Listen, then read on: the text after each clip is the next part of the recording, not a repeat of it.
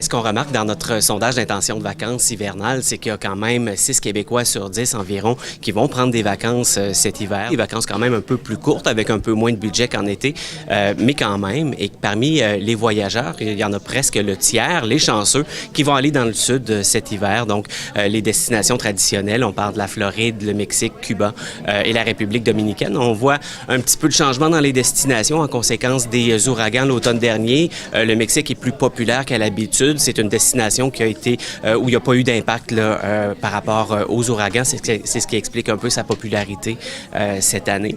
Ce qu'on remarque par ailleurs dans notre sondage d'intention de vacances, c'est que les ouragans de l'automne dernier, on pense à Irma, entre autres, on a vu des images assez tristes par rapport à ça, mais ce qu'on remarque, c'est que les ouragans ont eu peu d'influence finalement sur l'intention de voyager. Mais on sent que les gens veulent être rassurés, qu'ils veulent avoir quelqu'un au bout du fil s'il arrive un problème. Les vacances sont un peu plus courtes en hiver, donc une semaine par rapport à plus 2 semaines pendant l'été. Le budget l'été dernier était d'autour de 2000 $ pour les vacances en moyenne. Là, on parle plus d'un 500 $ et il y a quand même une proportion là, importante de gens cet hiver qui vont prendre des vacances mais qui vont rester au Québec. Il y en a un 45 %. Ceux qui vont rester au Québec vont faire beaucoup de sports d'hiver. Il y a 28 % des gens qui nous ont dit qu'elle allaient pratiquer des sports d'hiver ou encore de la motoneige.